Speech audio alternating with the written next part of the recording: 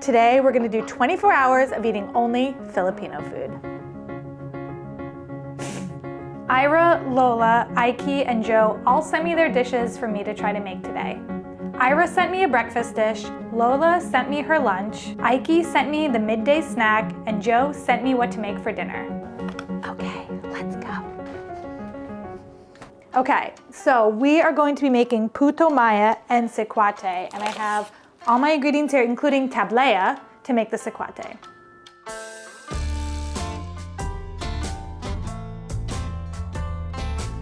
My name is Ira and I'm from Davao City, Mindanao, Philippines. For breakfast, we're having puto maya, a sticky rice dish, and sikwate, a traditional hot chocolate drink. Puto maya is sticky rice wrapped in banana leaves in a triangle shape. Puto, any steamed rice cake or dish, is termed for how it's prepared, and maya is a type of bird. It's always paired up with the beloved sikwate. Sikwate is a traditional hot chocolate drink that's made using tablea. It's different from normal chocolate. I always think it's interesting how different cultures really use different ingredients. Like, we're using a lot of ginger today, and Indian cuisine also uses a lot of ginger, but in American cuisine, like, there's no ginger.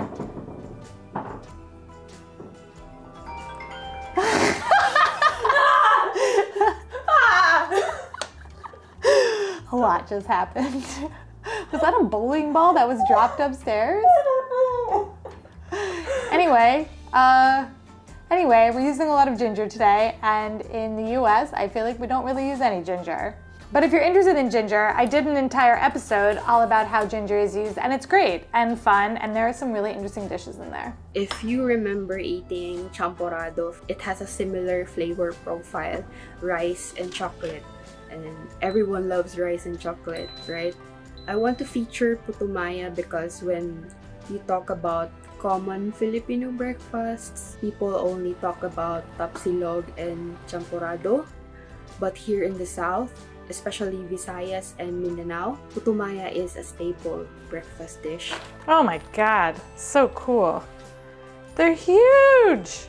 There's something about drinking hot cocoa at 5 a.m. by the roadside with all the cars passing by and eating it with other people doing the same thing. It's oddly calming. You should try puto maya and sikwate because it's always great to have something comforting, something warm early in the morning before things start getting busy. Mamahal ta!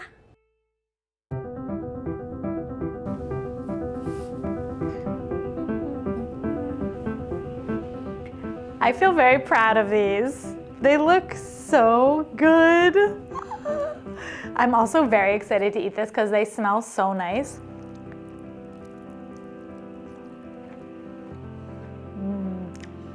Sticky rice with coconut. This is a great breakfast. Try some sikwate. That's like the best hot chocolate I've ever had. And there's no milk in it. It's sweet and has the chocolate kind of coats your lips a little bit because it's thick, but the drink itself isn't thick. The chocolate just has like a thick flavor to it. I'm gonna have a bite of this with a little mango.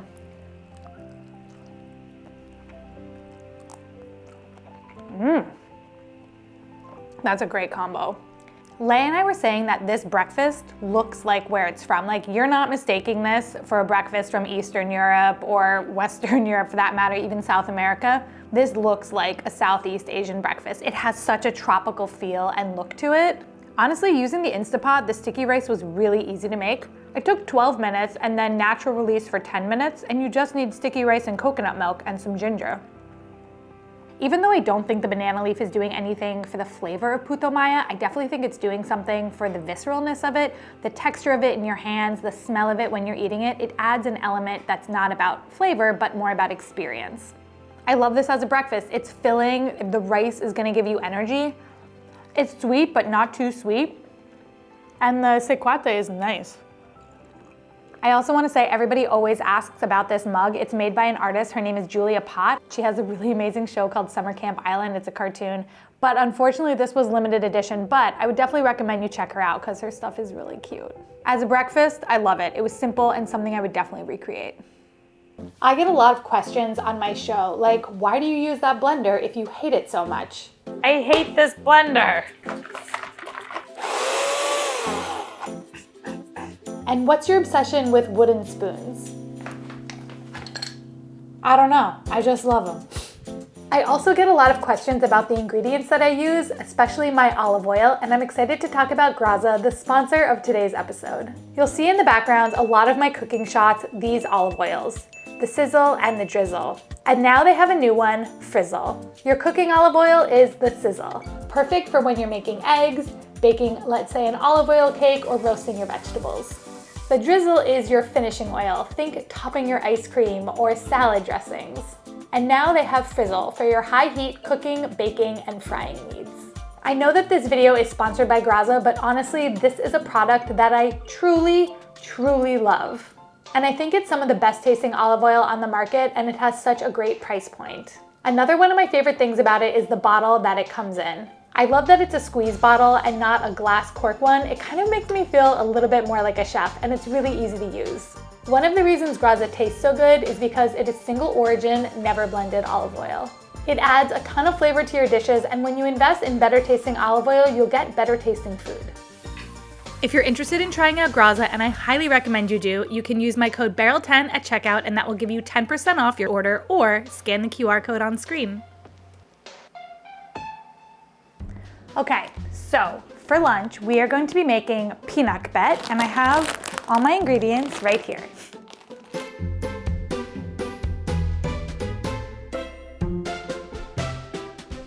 Hi, my name is Lolah. I live here in Pasig, here in Metro Manila, but I am originally from Ilocos. So Ilocos is located in the northern part of Luzon, here in the Philippines. So for today's lunch, we are having pinakbet. Pinakbet or pakbet is a vegetable dish that originated in Ilocos, where I am from. It is made with a variety of mixed vegetables, such as eggplant, squash, string beans, okra, chili, and my favorite, bitter gourd. It is usually flavored with bagoong, but others use fermented fish sauce. I love pinakbet the best because it reminds me of family. I've done an entire episode about bitter gourd, and one thing that I learned is the bitter gourd that I soaked in salt water, like we're doing for this pinakbet, has always tasted better. So if you're gonna cook with bitter gourd and you don't like it, like me, soak it in salt water and it helps get rid of a lot of the bitterness. Whenever I visit home, I always ask my mom to cook pinakbet for me. Pinakbet is a common lunch here in the Philippines. It is usually paired with any fried food like fish or so, and of course rice. When you go to any food houses or any Filipino restaurant here in the Philippines, it is one of the staple vegetable dish they have on their menu. I don't usually cook, so I ordered mine in a food house, or what we call carinderia. That was a lot of vegetable prep. In fact, I cut myself. Could you see my Band-Aid? For the pinakbet, I'm actually using canned tomatoes instead of fresh tomatoes because it's winter and tomatoes stink big ones in the middle of winter here. And canned tomatoes taste really good, so that's my substitution. I know that this recipe traditionally uses bagoong, but I went to Philam Market, which is where I did my Filipino grocery haul video, and they were out of it, and they said that like you can't get it in New York City right now. And Lolah also did say in her video that you can use fermented fish sauce, so I'm gonna use fish sauce instead. Pinakbet is a great lunch for me since I love to eat vegetables. You should try it, and I hope you like it. Even I know that most people are not into the bitter gourd, so just try it. In our province, we say mangan tayo, while here in Manila or generally in Filipino, you say kain tayo.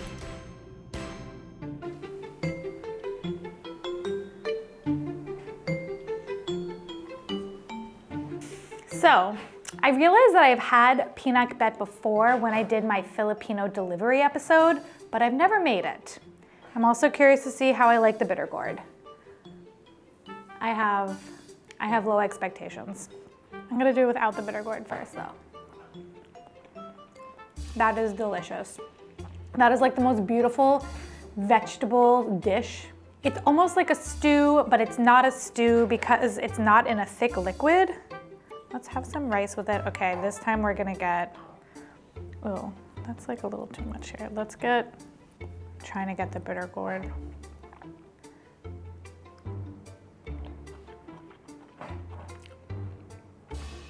Oh, I don't like it. It's so bitter. Oh, my whole mouth. Replacement. Sweet potato. That was a close one. Lola, I know that you love bitter gourd, but man, that one is not for me. This was a really easy lunch to make. There was a lot of chopping to do, but everything just went in the pan and just chilled for like 15 minutes, and I love how easy that was. I think this is a dish that I would definitely make on my own for lunch. I love vegetables. I would just remove the bitter gourd, but I think the flavor is really good. To be fair, I don't have the bagaong. I tried to get it, I really did, but they did not have it at the store, and the guy was even like, no, you're not gonna find it in New York City right now. So I did use fish sauce. I think the flavor is obviously a little bit different because fish sauce is not as strong as bagaong. However, what I ended up with is delicious. And for people wanting to make this dish at home, you'll be able to find fish sauce a lot easier than you'll be able to find bagaong.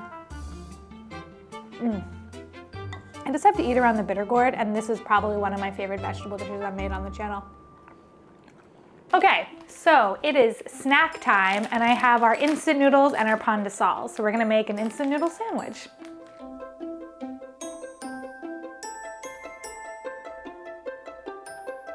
Hi Beryl, I'm Ikee and I'm from Laguna, Philippines. For merienda, I'm having Pancit Canton and Pan de Sal. Merienda is a snack common for Filipinos to have in between breakfast and lunch or lunch and dinner. I think it's because of the Spanish colonizers why we have merienda in Philippine culture. The Pancit Canton I'm having is an instant noodle version of the Filipino stir-fried egg noodle dish, while Pan de Sal is a type of bread which is usually had for breakfast or merienda. The Pan de Sal is sliced horizontally in the middle, and the Pancit Canton is sandwiched in between the two slices. It can be a bit messy with the Pancit Canton overflowing outside the edges of the Pan de Sal.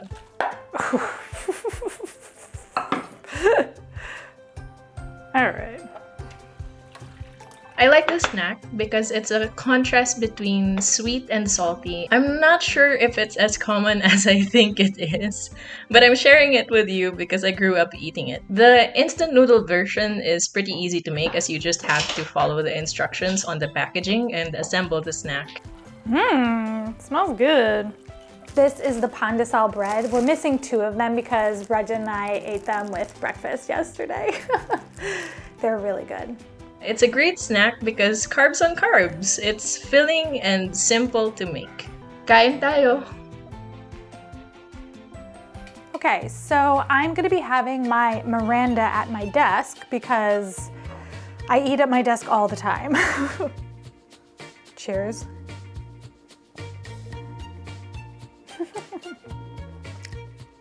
I mean, that is heavy on the carbs for sure. The pan de sal is really interesting because the bread is slightly sweet, which I actually really like in the bread, and then the pancit canton it definitely has a very different flavor profile than other instant noodles that I've had. It's definitely lighter in flavor. Maybe they have like a little bit of a sour flavor to them in like a good way. I think I'm just gonna like squish it a little bit. It's hard to eat because it's so fluffy. I like carbs on carbs. It's heavy. It's like definitely like a heavy snack to eat. Carbs on carbs is fun, but also like as a sandwich, I think I might crash after this. Okay, so now I'm gonna be making dinner, chicken tinola, and I have a green papaya, which was a very difficult ingredient to come by.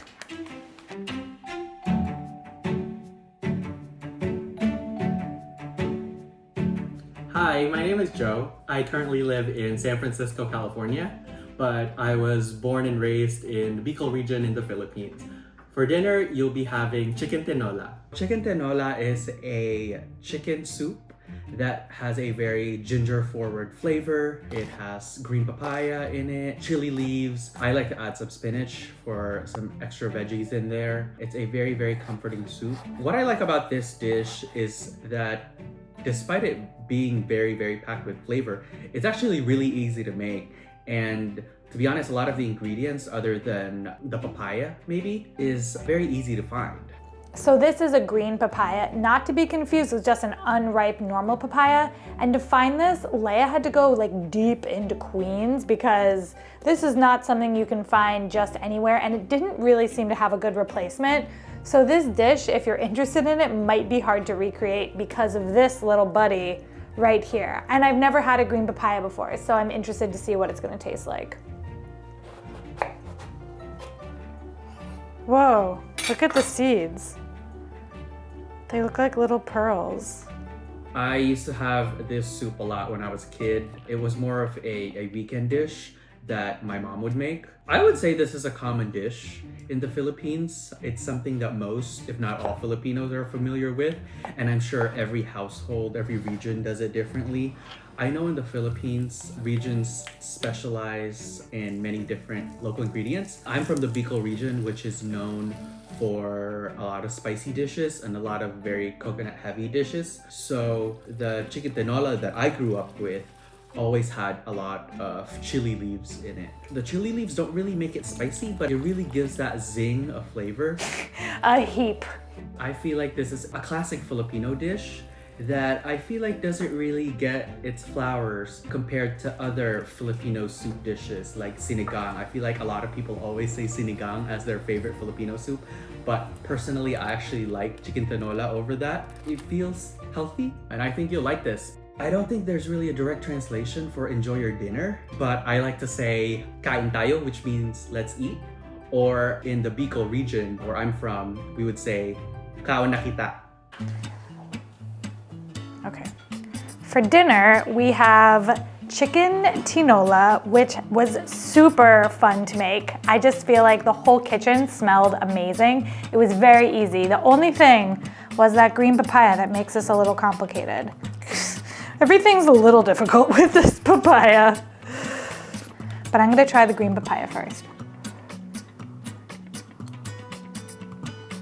That is crazy delicious. The green papaya honestly feels like a slightly undercooked potato. The broth on this is wild. It is so good and flavorful. I would recommend everybody make this just for the broth. Don't even worry about the green papaya. Make it for the broth because it's crazy good. And this chicken is literally, this chicken is just falling off the bone. Can you see that? Oh my God, like I just used the spoon for it to come off.